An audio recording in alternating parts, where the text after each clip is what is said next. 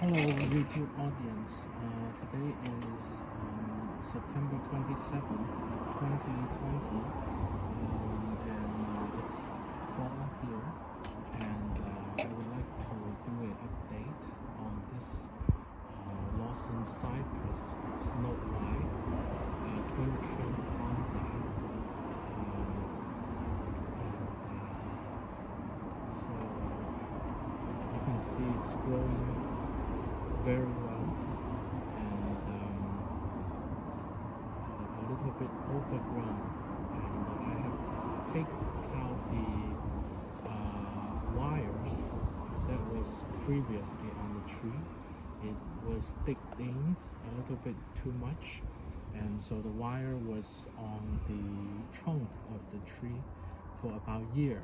Obviously it's a little bit too long, so you can see some wire mark there. That's pretty deep, but for this type of evergreen tree, the wire mark is going to go away in 1 or 2 years, so it's not a big deal. So today I think I'm going to clean up the tree a little bit and plus rewire the tree. So this time I'm not going to keep the wire on for as long, and I probably take the wire off in maybe 4 to 6 months. I think it's going to hold the shape without biting in too much. So this is a trial and error process. Overall, the tree is pretty healthy, so I think I'm going to get started. So the first thing is I will need to clean up some of the tree.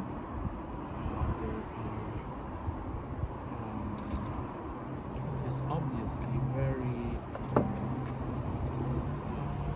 apical dominance, so the top is growing with a lot rigor compared to the lower part of the tree. So first thing, I will need to take out the growing tip on the very top.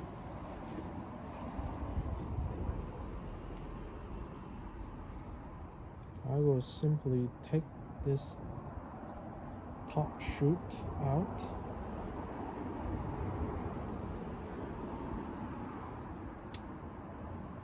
Okay, so it looks like that. These, by the way, these grows very easily as cuttings. So the last year I took some cuttings, and I think all the cuttings last year when I first styled this tree lived. So it is very easy to grow as cuttings, but I think I have already 3 pots of cuttings from this tree, so I'm not going to take any more cuttings. So I'm going to take out the top from both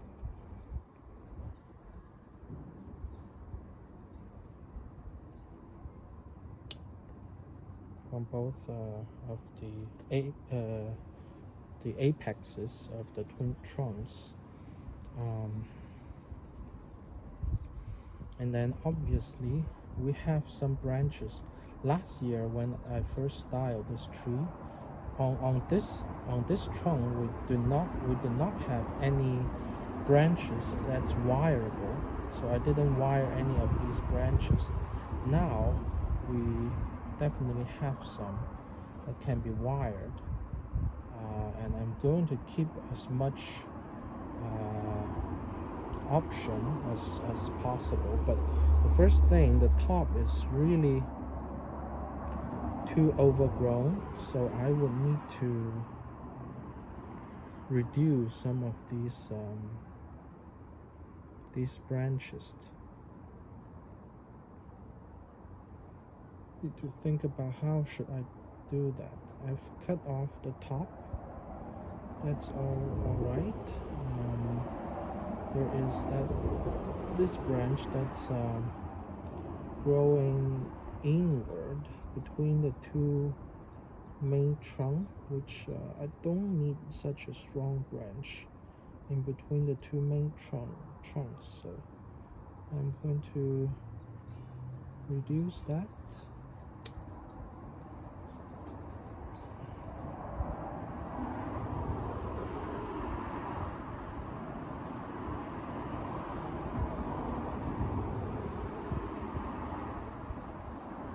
I think I would like to select some branches that I like to keep, and then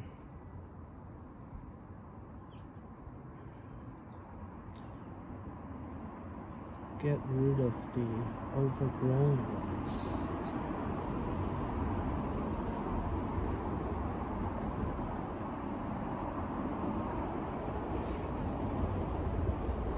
By the way, I recently find some spider mite infestation in some of my trees. I think while I'm pruning this tree, I may just check the spider mite and see if I have any spider mite infestation in this tree.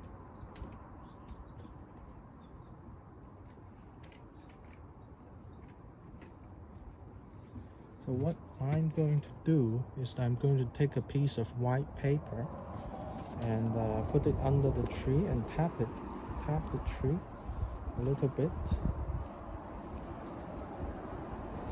all over.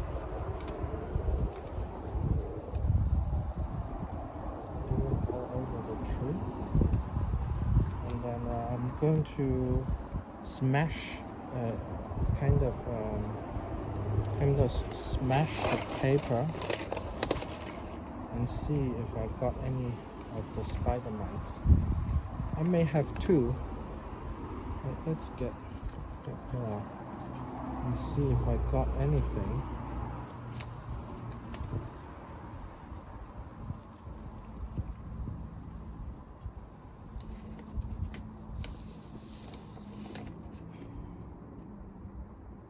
I think I get some spider mite, but this is not very obvious. So when we have spider mite, we will see these I don't know if it's visible here. So we will see when we smash it on the paper, we will have a line of spider mite blood that's left on the paper. So I think we have a little bit of spider mite on this tree, but not very serious. Previously, I had examined my pine tree, and the spider mites are all over. So my pine tree may be in deeper trouble than this tree.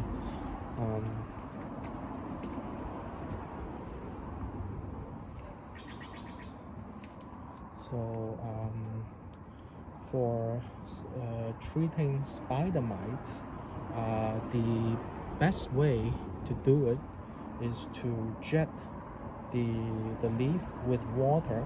If you have a water hose, just jet it every day for 1 or 2 weeks, and the spider mite will be physically removed.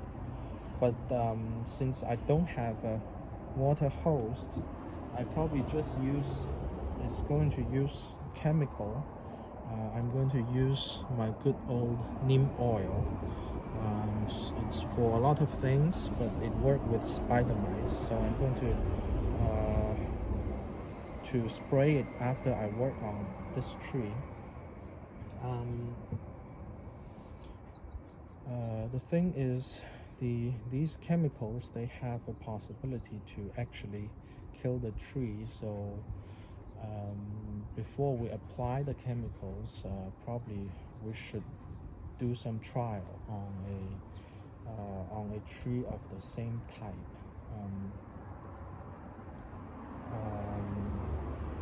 Yeah, but also I kind of diluted this original neem oil in the half, so hopefully that will not affect the tree. So I'm just going to continue to analyze the tree and get rid of some of the unneeded branches. Basically, basically clean the branches out a little bit. And we are going to come back and take a look after I clean the unneeded branches.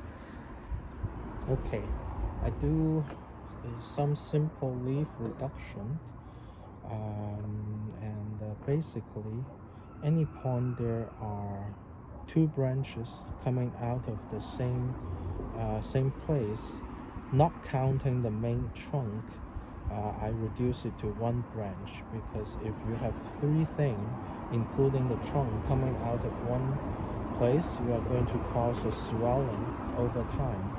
So I do some basic reduction of the tree, and now you can see the branch structure a little bit better.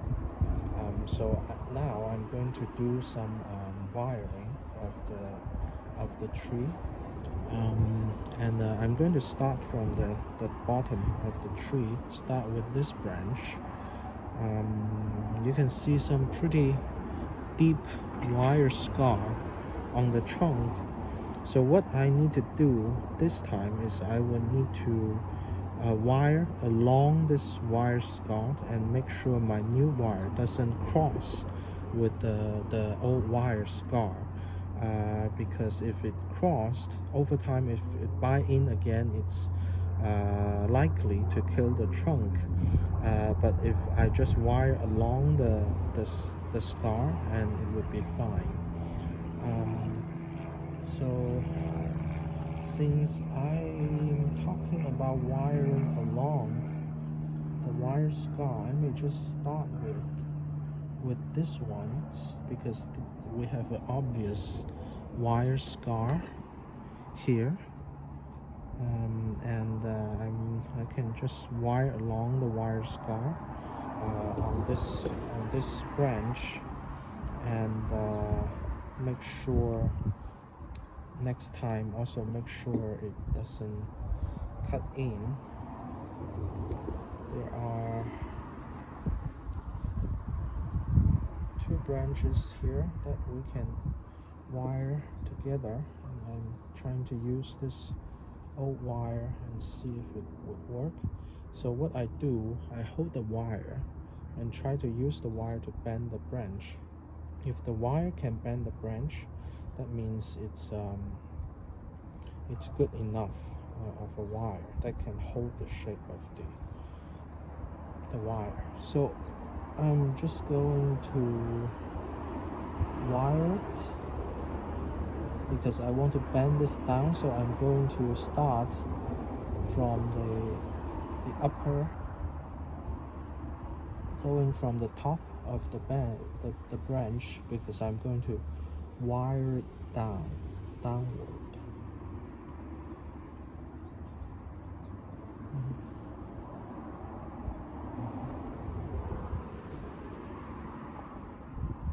And I would like to try not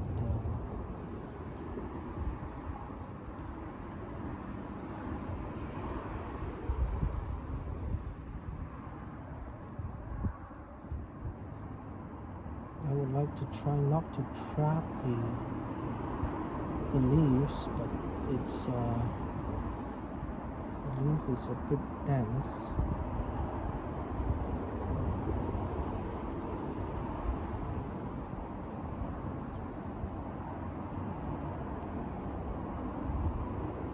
So then I will need to wire along the scar, take care not to cross the scar.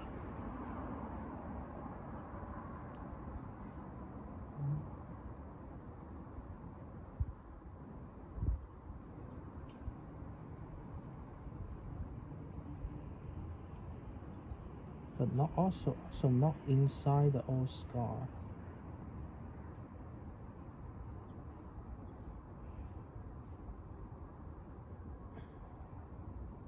And then when I come back to this branch I want to wire it. Just going to wire it.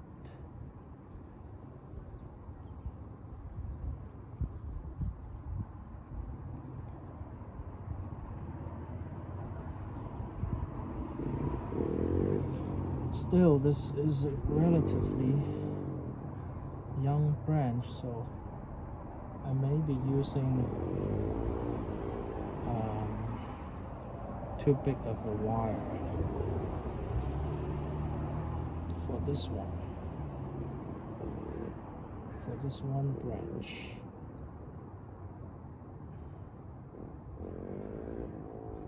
It's going to hold, but maybe a little bit too thick.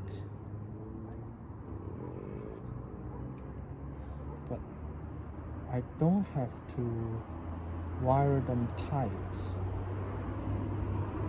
Just going to pull this branch down, and that would be fine. So I'm just going to continue and wire the whole tree, and we will come back and take a look after that.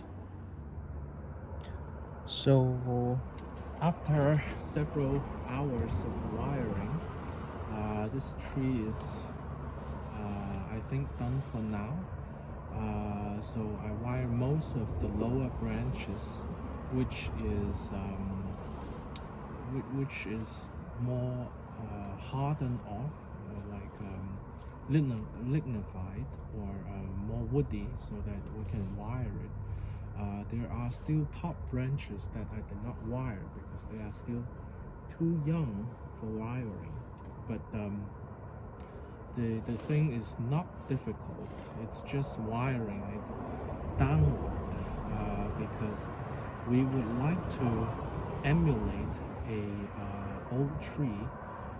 So one thing that you almost cannot do with younger tree is that the branches don't have the sufficient weight for it to hang downward. If this tree grow to be 100 feet tall and the branches are actually 5-10 meters long, they will naturally hang down like you see right now. But the problem is this tree is only probably a little bit more than 1 feet tall, and the branches are less than 10 centimeters, so they do not have the weight to make the natural appearance of a branch being weighed down by its own weight. This would become even more apparent when a large tree is growing on a snow mountain, because snows fall on the branches and weigh the branches down more, and sometimes the weight of the snow keep on the branches for half a year. So it's basically what wiring is done, is to emulate or simulate the way that a natural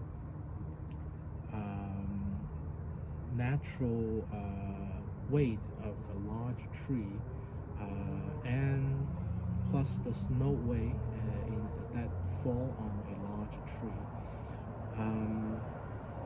So I think this is what I'm going to do for today in terms of the artistic aspect of it, of this tree. So it looks like this, and so first I would keep all the foliage of it to allow it to set the branches, because the growth in the foliage is going to contribute to the wood in the branches, which when the wood grow, there are more wood grows in the branches, they are going to set faster. You can see I've avoid all the old wiring scar and try to wire along the old scars, and hopefully this is going to set in the next 6 months. I also, the wires are relatively loose this time. Last time I wired it too tight. For a tree that's going into a show pretty soon, the wire would need to be very tight and tidy on the branches. But this is a tree in development, in early development, so I don't need to wire it very tidy. I just loosely wire them onto the branches, and the branches are just simply wired downward. Normally you will see on the tip of the branches it's going to grow towards the sunlight, and on the tip it's going to grow backward again, but I don't have to do that because it's going to naturally grow upward in the tip of the branches. So I only need to wire them downward, and over time the tip will naturally grow upward. So now remember, we have this tree has small amount of spider mite infestation, so I'm just going to, in the end, spray it with neem oil, and hopefully it's going to cure that.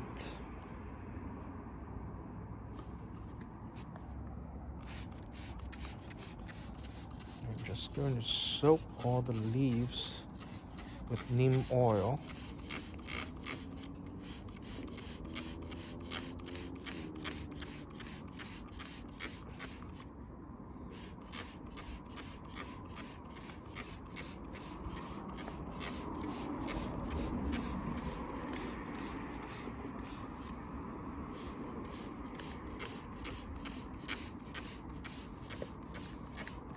The tree does look much older this way, but there are still a lot of growing to do for the tree to truly become older. I'm just going to keep spraying with neem oil and until it's completely soaked. The leaves would be completely soaked. And remember, the best way to get rid of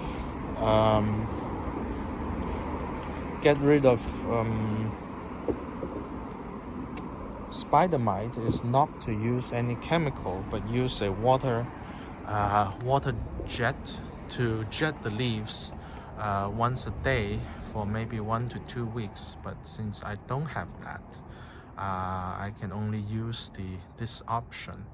But I'm just going to continue to do this for the next several minutes, and hopefully it's going to get rid of the spider mite problem. So I hope you take care of yourself, and I will see you next time. Bye.